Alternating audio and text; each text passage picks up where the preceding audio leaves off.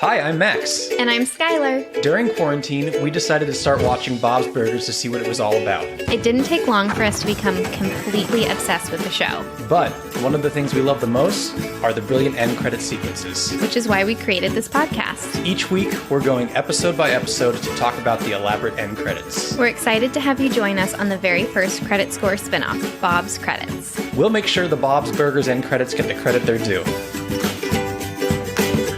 Chip, chip, chip. I think I know what you're doing there. Chip, chip, chip, chip, chip, chip, chip, chip, chipperoo. Do you know what I was going for there? That was a beautiful segue right there. Obviously, the most iconic two notes in movie history. Yes. I caught on pretty quickly, thank you. Oh, okay. Do you think people listening caught on to it? Well, yeah. Absolutely. Yes. Absolutely. If you've watched this episode that we're doing here, you know what it's parodying. Parodying. That's hard to say. So if you clicked on this episode that is titled The Deepening, you know what episode this movie is parodying. See, it's so hard to say. Yes. You have to really pronounce it. You just have to push through it with feigned confidence. Parodying. And yeah, just but it sounds like you're saying parroting. I know, but let's just move on. Yeah, stop parroting me. Okay. Is parroting just repeating something after someone, or is it like squawking? Okay, now you've just like twisted my mind and mushed it up. Like, what if I walked around the house actually parroting? Parodying. Yeah, but parroting is like, what? The treasure map, what? Okay. That's real parroting. So you guys, we have something really exciting to announce. But after you just squawked in my ear, I'm a little bit less excited to announce what we're about to announce. Yeah, it's not a vasectomy like Michael Scott. Snip, snap, snip, snap. Snip, snap, snip, snap.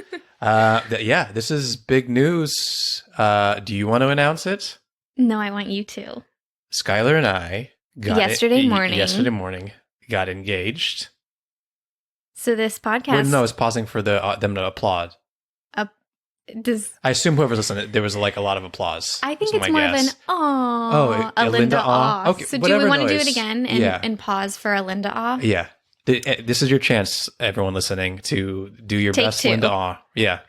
Yesterday morning, Skylar and I got engaged. Aww. I'll put a Linda aw in there. The people listening to us just heard a Linda aw to go with their aw. Cute. Oh, yeah. Now Linda is like supporting this engagement, which doesn't mean a lot because I feel like she would support any engagement. Yeah, she just wants Little King Trash just wants them to be happy and married. Yeah, they're in love. Anyway, it was a very exciting morning yesterday, and something Max and I are learning is that every time you have to tell a family member the story, it gets worse. Every time. Yeah, it's less interesting. So we will spare you. Yeah, we won't tell the story. But, and also, by the time this episode goes up, this is going to be such old news. Our engagement's going to be old news in 4 weeks. It could, yeah, it's done. Or it might not even be, maybe we won't even be engaged anymore. We'll be living separate lives. Biscuit will be with me. I don't know what you'll be doing. Why would you say that? I don't know. You did it for the mic. I'm gonna put another Linda on there just to help me help me out. But it's funny because we've been listening to like our more recent episodes that we published, and they're so dated because they're around certain holidays, but it's already the other holiday. Yeah. So I feel like we should say something now. It's Christmas time that we're recording this, but we should say something now about like Groundhog Day. So that people listen. That's in February, first week of February. Well, actually, that was our whole year. So yeah. So should we talk? Yeah. Okay. Should we make a like? Oh, I'm so glad he didn't see a shadow, or he did see a shadow. I don't know, Max. I don't know. We got to record both so that I can edit it, so it makes us sound like we knew what we're talking about. This just doesn't make sense at all. Okay. Because then our engagement would have been Groundhog's Day, and no, I don't like what you're going with. Okay. Should I go back to parroting? Okay. Thanks. See, this is why I said 4 weeks our engagement might not last. Oh my God. It's not going to be me making that decision. It's going to be you. Let's talk about Bob's Burgers. Please. Yeah. Dear God, please. Less about us. Time to talk about Bob's. Should we start with our favorite game, as always? Yes, let's do that. Okay. It's time for Bob Pun or Max Pun. Are you ready for your first pun, Skylar? Yes. I see bread people. Oh, that is so good. I'm going to go Max. Yes, that's very good. Okay. Oh, we got to tell a Sixth Sense story now. We both looked at each other from across the room. Our eyes went wide. Who wants to start this story? I don't think I remember it well enough to tell it in a good way. Can you tell it? Okay. So I had asked Skylar over the course of our relationship, like if she had seen, like, of course I'd be like, everyone has seen The Sixth Sense. And I probably lied and said got, I had. Yeah, it's got one of the biggest twists in movie history. Even if you haven't seen it, you know the twist at this point because it's been parodied. There it is again. It's been parroted so many times by me on this podcast. Parodied. It's been parroted. Parrots have reenacted this scene. Okay, this engagement's going to be over. I know it. So Skylar, the whole time, I was like, do you want to watch it? She's like, yeah, I'll watch it. But I was like, but you know the ending. And she's like, yeah, but I have never seen it. I want to watch it. So we're watching this movie and she thinks, we get to the end of the movie and she is like, oh my God. She's like absolutely shocked. And I'm like, you knew the end of this movie. And she goes, no, I thought the end of the movie was that the kid can see dead people. So she had no idea that, and sorry for anyone else who's in Skylar's world that has never seen it, that Bruce Willis was dead the whole time. I didn't know. And he was a ghost. And then at one point, because Max thought that I knew he was a ghost the whole movie. So at one time, they like sit down for dinner, him and his wife. Yeah. And so I don't know he's dead. Max thinks I know he's dead because he thinks I know the plot twist. And so I was like, oh, that's so interesting. And I said something. Yeah, and I was like, yeah, it's too on the nose. And I said, on the nose? What do you mean? What? No, what? And that's when I was on to like, she doesn't know what's going on here. This is going to be good. And it was so delightful to witness someone I think we watched it this year, 2020. No. Or 2019. Yeah. Being shocked by the ending to The Sixth Sense. I'm so glad I could give that to you. It was so pure and innocent, and what a simpler time that was. And what a satisfying movie. I'm so glad that wasn't I can't ruined believe for me. you've avoided the ending to that movie for your entire life. I see dead people. Yeah. Okay. Are you ready for your next pun? Mm-hmm. The Steven Spielberger. Bob. Max. Although, I wouldn't be surprised if there's a Bob one at some point. Do you think that's enough? Mm-hmm. You know what I think the problem is that I don't know that they normally do puns that are just burger. Like, it's got to be something burger. An ingredient. Yeah. But something... There's nothing to put in there. I've always wondered is sometimes these burgers, you don't get a sense of what you would be ordering. And they never explain the daily specials. Right. And isn't there a joke in one of the episodes where Teddy orders the special without even like knowing what he just always gets the burger of the day? Well, no, I think he gets the burger of the day and he knows it has eggplant in it, but he's allergic to it or something like that. Yeah. Anyway, whatever. All right. Your next pun is living on a pear, topped with a slice of pear. Bob. We're halfway there. I got it. You don't want to sing it with me? Okay, fine. That's Max. Oh. Yeah. Okay. Thank you very much. And your final pun is, drumroll please, biscuit. He's asleep. Nice guys, spinach last. Max. Bob. Okay. Wow, what a bad showing for you this week. I think you got one. You got icy bread, people. Which is a good one. Halloween burger. Yeah, that is a good one for Halloween time. But again, I feel like what would you make that? I think you would do one of those burgers that you put... Like an artisanal bread? Or like, you know how those big burgers have that center bread in it? Mm-hmm. You could do that. Okay, like a Big Mac. Yeah, like a Big Mac. You know, when I was a kid and the Big Mac first came out, that's how old I am. Uh-huh. The Big Mac first came out, I wanted the Big Mac so badly, but I couldn't eat it because it was too big for my mouth. So I'd have to order it and I'd just have to take out the middle bun thing. Because there'd be it was just too big. Good story, Max. Please tell. No, I genuinely loved that story. Please tell more of those. Please, please. Are we ready to get into this episode? Yeah. Okay. Skylar. Okay. Title and synopsis for episode 6 from season 3. This title is The Deepening. As we mentioned. And here's the synopsis. Bob convinces Mr. Fishoder to purchase a mechanical shark known for its starring role in the movie The Deepening.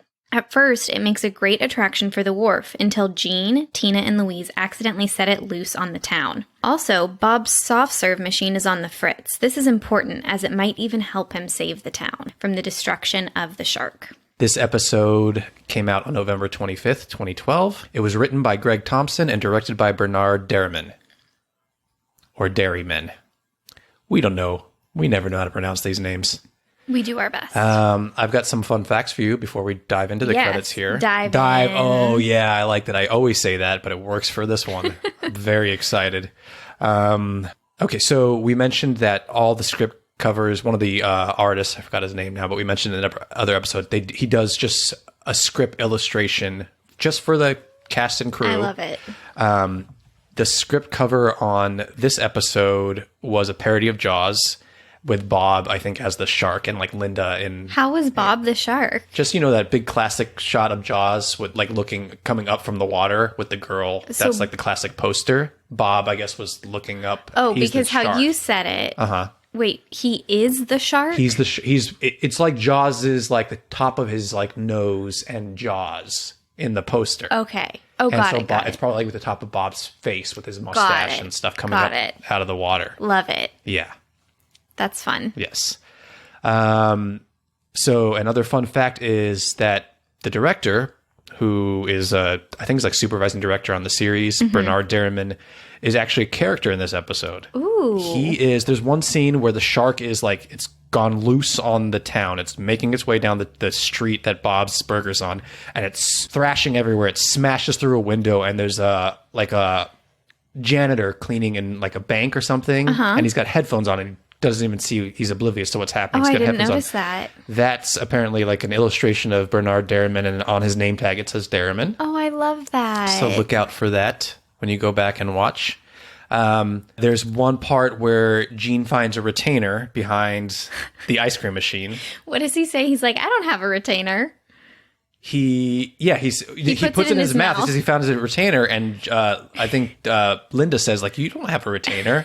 And he's like, oh my God, yeah, and it's like too tight or something like that. According to the Bob sleuths on the internet, that retainer is Tina's because she makes a reference later on in the series that she wore a retainer. So it was most likely Tina's that got lost back there. Did you wear a retainer as a kid? I did. Yeah. So, especially because I was like...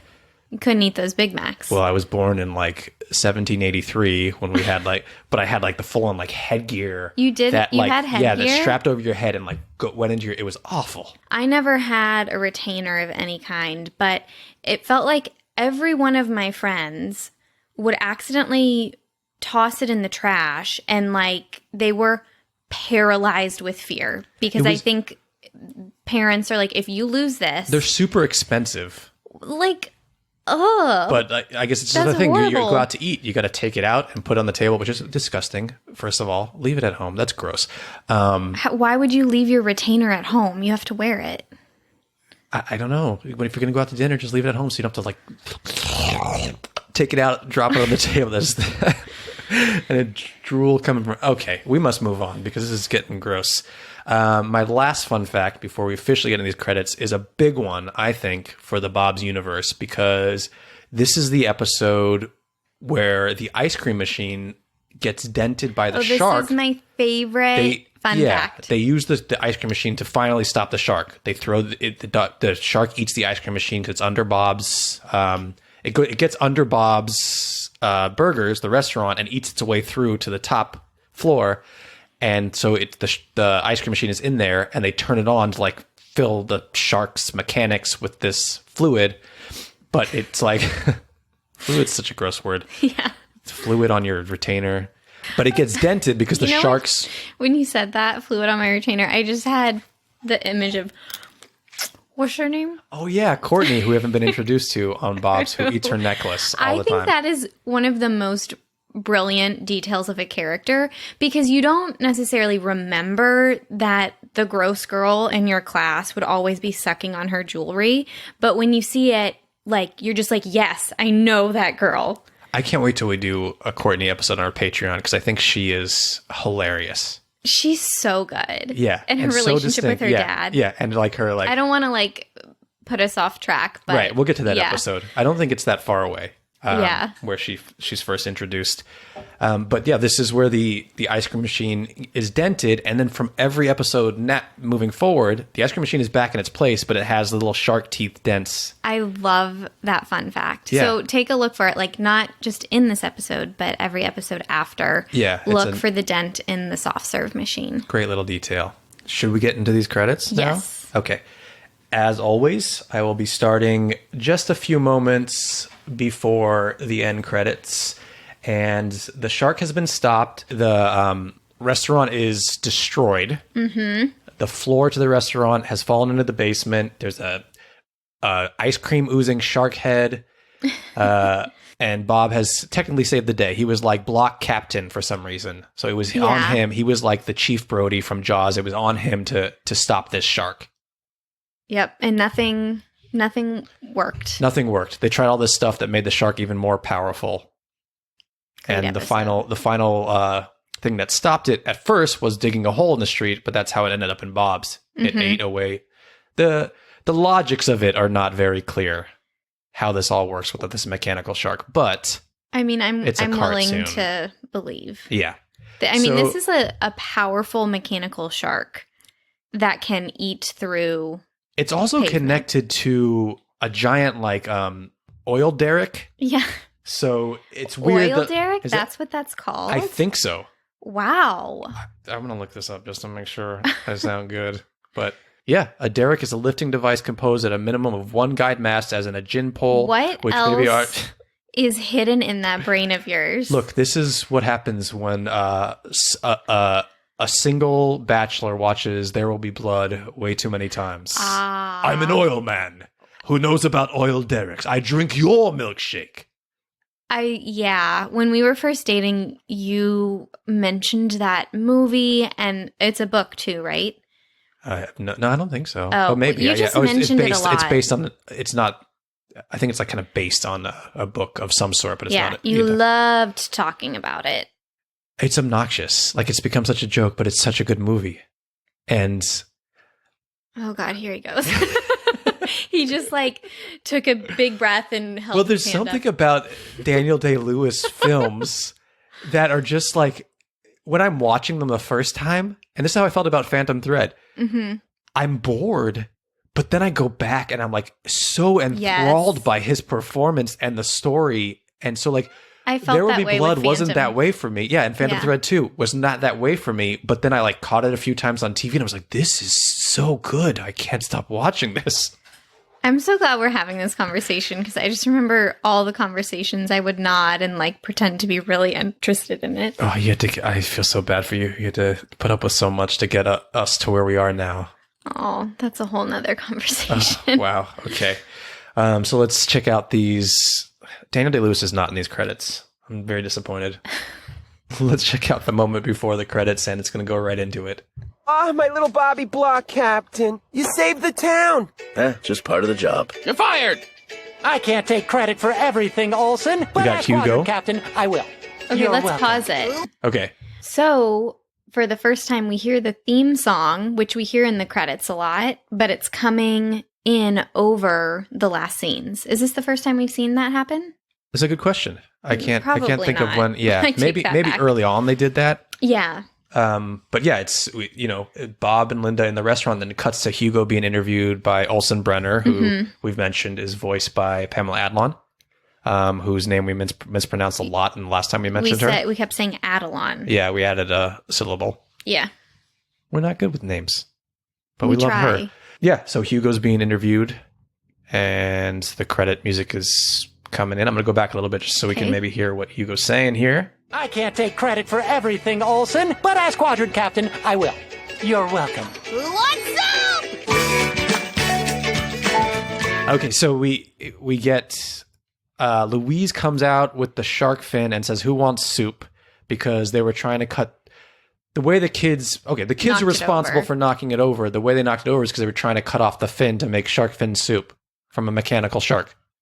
Yeah, I fell asleep when we were rewatching this, not because I was bored, but because that You fall happens. asleep all the time when we're watching these. And so I was very confused why Jean was crawling up there trying to cut the fin off. And I was a little embarrassed that I had fallen asleep, so I just didn't ask you. Yeah, they were trying to get shark fin soup or something. Yeah. That reminds me of like mock turtle soup. Yeah, there is a shark fin soup, but you can't make it with a mechanical shark fin. No. It probably won't be very good. I mean, the kids know this. They've boiled lobsters in their room. They know you need real seafood. Whatever. We'll let it go. These kids are kooky.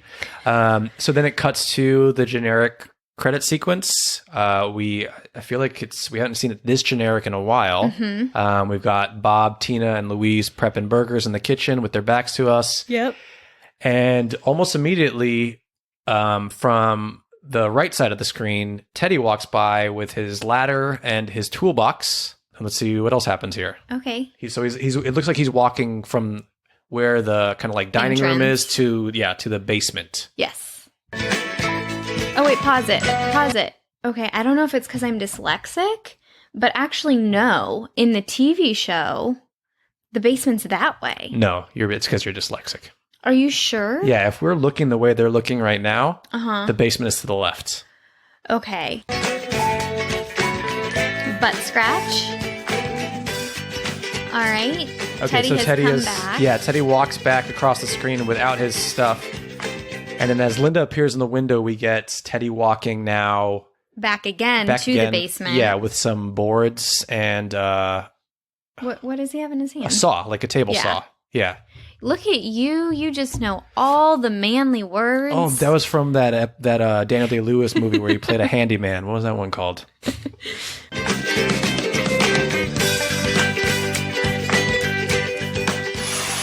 And then we hear Whoa. so loud. Okay, can you pause it? Can you Yeah. tell them? So when that like saw sound comes on, it's just the classic kitchen scene. Teddy's not there. He's clearly in the basement. So we just hear, Bob does a burger flip. Yeah. Yeah. Gene makes his way across the screen as it ends. And this is something I like about, like we said, with the dented ice cream machine. yeah, It's not like normal cartoons where something happens and in the next episode everything is like Perfect normal and again. put together. It's like the ice cream machine still has shark teeth in it. The bathroom, when they redid the bathroom, or if they're gonna, I think that's coming up in an episode. They redo the bathroom, and the bathroom is always it's like that black modern tiles. Yeah. So funny. There's an explanation for how the restaurant gets fixed. Teddy's fixing the basement. He's down there like doing handyman work. You know, that's so interesting. I know that's silly that I didn't put it together, but I didn't even think like continuity is important to this show, and that if they just left, well, I guess if we start the next episode, we could assume that they hired Teddy to fix it. But this actually links this episode with the next episode because Teddy is seemingly fixing the basement. In the next episode? Or because he's doing it right now? Because he's doing it right now. Yeah, yeah. Yeah. And they didn't have to do that, but it's a fun little treat. So, basically what we have with these end credits is it's the classic scene and Teddy is going back and forth down to the basement to fix the shark damage. Did you have the same feeling too, where you were like searching the screen for like bigger meaning and then you go, oh, it's actually just as subtle as him fixing the basement? Yeah, well, unlike you, What are you going to say? unlike you, I'm typically awake during the end credits, so I feel like I've seen these multiple times by the time we're recording this one. Yeah, these end credits were new to me. I was like, what? So I realized the connection and that Teddy was, going to fix the basement. I also knew the location of the basement, so I thought you were I'm going to sure that cut was going to that, be confusing. Max. So now I'm going to keep some of it in, I'm sure. So I think can I jump into some highlights? Yeah, I do think it. my favorite part of this is that we've seen some really big, fancy end credits. A few weeks ago, we had Linda putting on a Broadway show about Thanksgiving. And this just like brings us back to such simplicity that is so satisfying. Yeah, I think it's great. Did you did you like how simple it was? I love how it's. I think it's like you said, like going too big too many times It's a palate cleanser. Yeah, it does. And I just love the generic sequence so much. And like I've always said, like just doing little things to that generic sequence is so fun for me because it's more like, what are they going to do in this normal setting that I'm going to like notice from the episode or from, what's. Yeah. Okay. So I have like a theory because I asked this question a lot. Why do we keep rewatching The Office? Why do we do it? It's like we've rewatched it 17 million times. During the pandemic, it's still, it like rose back to Netflix's like top rewatch show. Yeah, so, I think it's The Office and There Will Be Blood, the two top rewatch things. You make me talk about this movie one more time. And my theory is that we go back to The Office because sometimes our lives are so, and it's the same with Superstore. Max and I just started watching Superstore, which I didn't know was on its 6th season. So people are clearly watching it. I've been watching that for a and long it's time. not a big fancy, like if I went to go pitch the show, it's not like, so a radioactive spider does this and sets the town like this, and then this is what the show is. It's like, it's a Superstore, and it's the lives of these people. And same with The Office. So my theory is that we rewatch it because life is fucking hard, and there are scary things that happen. But when you go to The Office, nothing that out of the usual can happen. Right. Yeah. And I think it's very, very soothing. And I think that's why we watch Bob's too. So those small moments in The Office that we don't know why profoundly move us so much, that's what I feel like this credit sequence is. It's just like, it's a Saturday. The kids are helping their dads cook. Teddy, who is the stable character in their lives, is helping with the basement. And there's just something so profoundly comforting about the sequence. I didn't know I was going to go that deep with this. I'm sorry. I'm not going to lie. That was beautiful. I'm touched over here. Anyway, I'm sorry I went on that tangent, That's but okay. I feel It it was deeply lovely. in my soul. Wow, what an explanation. So I feel like now we have to get into the segment that sometimes we forget to do it, but... The stepchild segment. I know. It's so rude. Were these end credits better than the episode itself? No. Right. Oh. Yeah.